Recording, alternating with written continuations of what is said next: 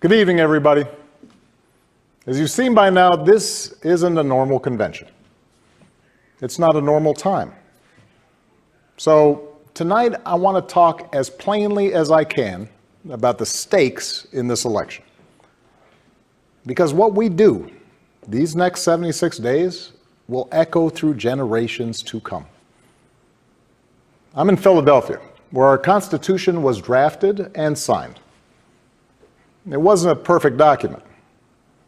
It allowed for the inhumanity of slavery and failed to guarantee women, and even men who didn't own property, the right to participate in the political process. But embedded in this document was a North Star that would guide future generations. A system of representative government, a democracy, through which we could better realize our highest ideals. Through civil war and bitter struggles, we improved this Constitution to include the voices of those who'd once been left out. And gradually, we made this country more just and more equal and more free. The one constitutional office elected by all of the people is the presidency. So at a minimum, we should expect a president to feel a sense of responsibility for the safety and welfare of all 330 million of us, regardless of what we look like, how we worship, who we love, how much money we have, or who we voted for. But we should also expect a president to be the custodian of this democracy. We should expect that regardless of ego, ambition, or political beliefs, the president will preserve, protect, and defend the freedoms and ideals that so many Americans marched for, went to jail for, fought for, and died for. I have sat in the Oval Office with both of the men who are running for president. I never expected that my successor would embrace my vision or continue my policies. I did hope, for the sake of our country, that Donald Trump might show some interest in taking the job seriously. That he might come to feel the weight of the office and discover some reverence for the democracy that had been placed in his care. But he never did. For close to 4 years now, he has shown no interest in putting in the work. No interest in finding common ground, no interest in using the awesome power of his office to help anyone but himself and his friends. No interest in treating the presidency as anything but one more reality show that he can use to get the attention he craves. Donald Trump hasn't grown into the job because he can't. And the consequences of that failure are severe. 170,000 Americans dead. Millions of jobs gone, while those at the top take in more than ever. Our worst impulses unleashed, our proud reputation around the world badly diminished, and our democratic institutions threatened like never before. Now, I know that in times as polarized as these, most of you have already made up your mind. But maybe you're still not sure which candidate you'll vote for, or whether you'll vote at all. Maybe you're tired of the direction we're headed, but you can't see a better path yet, or you just don't know enough about the person who wants to lead us there. So let me tell you about my friend, Joe Biden. 12 years ago, when I began my search for a vice president, I didn't know I'd end up finding a brother.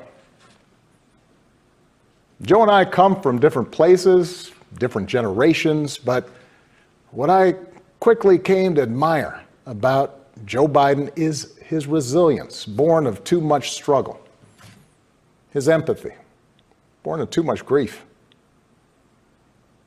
Joe is a man who learned early on to treat every person he meets with respect and dignity, living by the words his parents taught him. No one's better than you, Joe, but you're better than nobody. That empathy, that decency, the belief that everybody counts, that's who Joe is. When he talks with someone who's lost her job, Joe remembers the night his father sat him down to say that he'd lost his. When Joe listens to a parent who's trying to hold it all together right now, he does it as a single dad who took the train back to Wilmington each and every night so he could tuck his kids into bed. When he meets with military families who've lost their hero, he does it as a kindred spirit, the parent of an American soldier, somebody whose faith has endured the hardest loss there is. For 8 years, Joe was the last one in the room whenever I faced a big decision. He made me a better president, and he's got the character and the experience to make us a better country. And in my friend Kamala Harris, he's chosen an ideal partner who is more than prepared for the job. Someone who knows what it's like to overcome barriers and who's made a career fighting to help others live out their own American dream. Along with the experience needed to get things done, Joe and Kamala have concrete policies that will turn their vision of a better, fairer, stronger country into reality. They will get this pandemic under control, like Joe did when he helped me manage H1N1 and prevent an Ebola outbreak from reaching our shores. They'll expand healthcare to more Americans, like Joe and I did 10 years ago, when he helped craft the Affordable Care Act and nail down the votes to make it the law. They'll rescue the economy, like Joe helped me do after the Great Recession. I asked him to manage the Recovery Act, which jump-started the longest stretch of job growth in history. And he sees this moment now, not as a chance to get back to where we were, but to make long overdue changes so that our economy actually makes life a little easier for everybody. Whether it's the waitress trying to raise a kid on her own, or the shift worker always on the edge of getting laid off, or the student figuring out how to pay for next semester's classes. Joe and Kamala will restore our standing in the world. And as we've learned from this pandemic, that matters. Joe knows the world, and the world knows him. He knows that our true strength comes from setting an example that the world wants to follow. A nation that stands with democracy, not dictators. A nation that can inspire and mobilize others to overcome threats like climate change and terrorism, poverty and disease.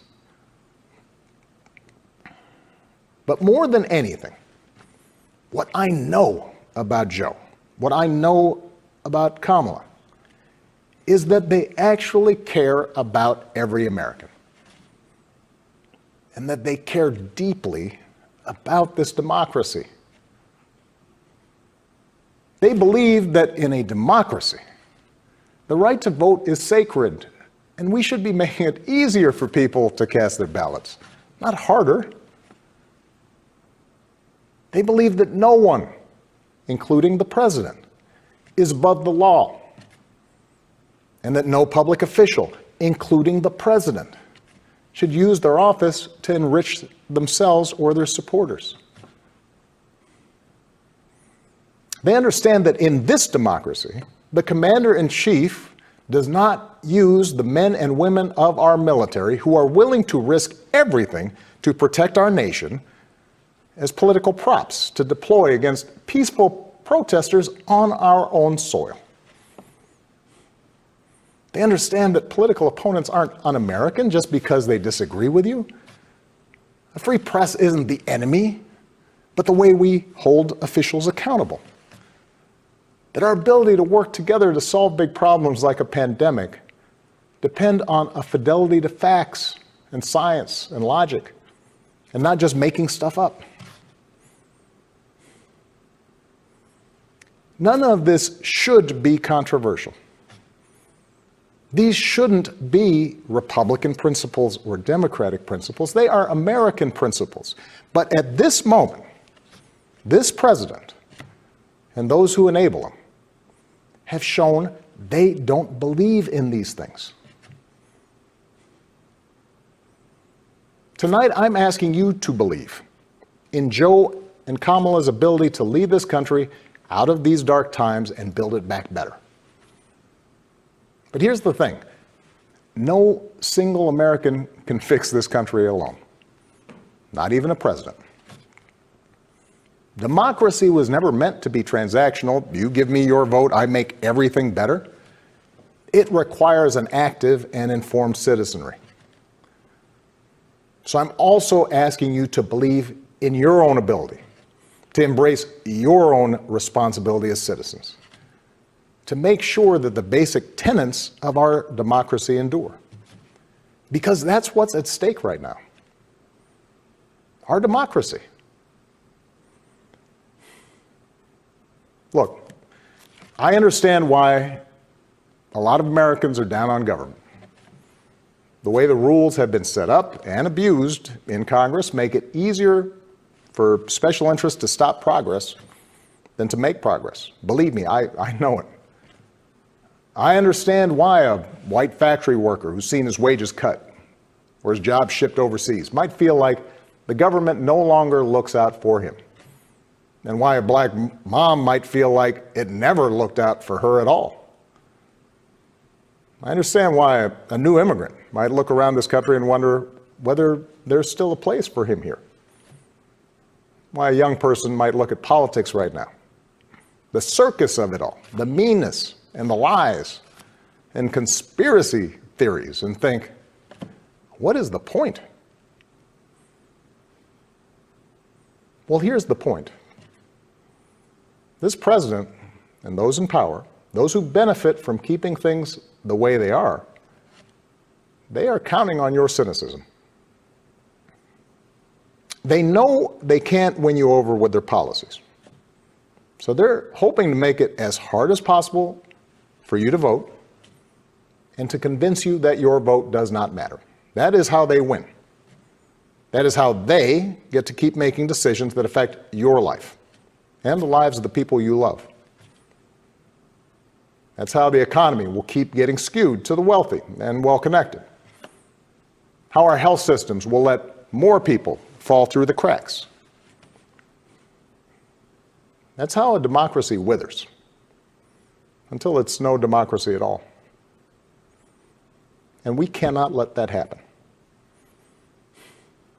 Do not let them take away your power. Do not let them take away your democracy. Make a plan right now for how you are going to get involved and vote.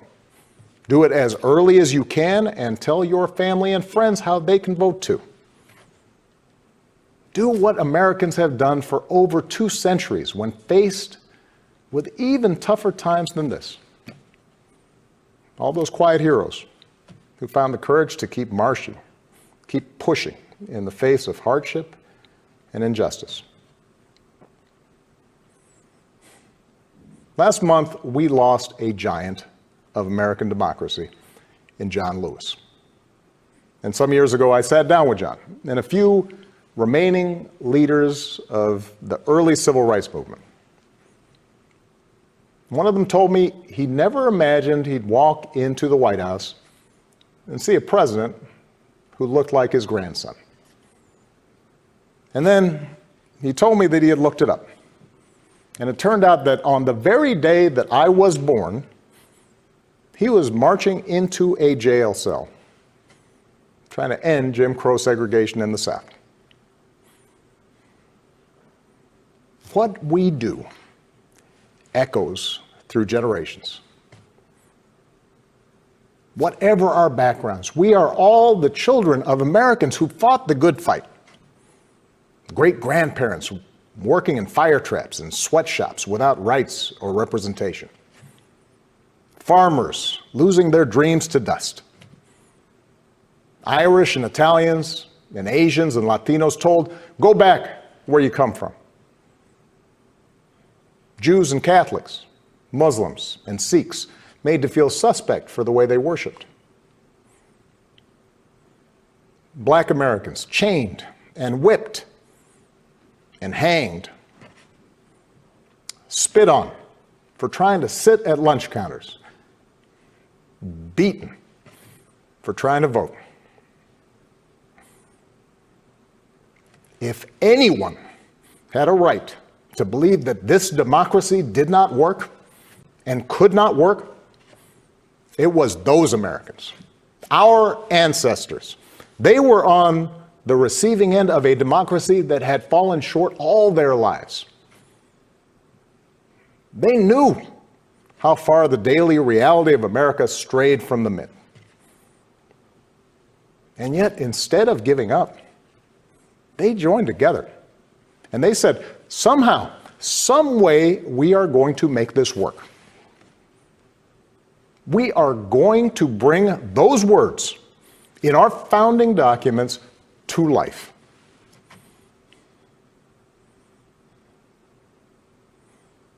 I have seen that same spirit rising these past few years. Folks of every age and background who packed city centers and airports and rural roads so that families wouldn't be separated, so that another classroom wouldn't get shot up, so that our kids won't grow up on an uninhabitable planet. Americans of all races joining together to declare, in the face of injustice and brutality at the hands of the state, that Black lives matter. No more, but no less. So that no child in this country feels the continuing sting of racism. To the young people who led us this summer, telling us we need to be better, in so many ways, you are this country's dreams fulfilled. Earlier generations had to be persuaded that everyone has equal worth. For you, it's a given, a conviction. And what I want you to know is that for all its messiness and frustrations, your system of self-government can be harnessed to help you realize those convictions for all of us. You can give our democracy new meaning. You can take it to a better place. You're the missing ingredient. The ones who will decide whether or not America becomes the country that fully lives up to its creed. That work will continue long after this election. But any chance of success depends entirely on the outcome of this election.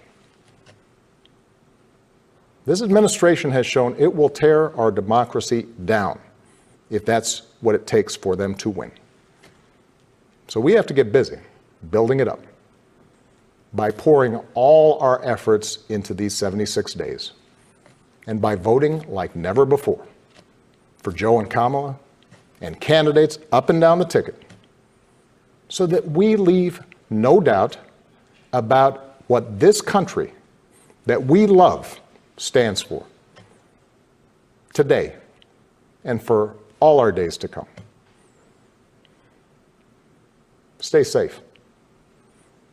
God bless. Thanks for watching, and if you haven't already, please consider subscribing to our channel. And while you're at it, please leave us a comment. Thank you for watching.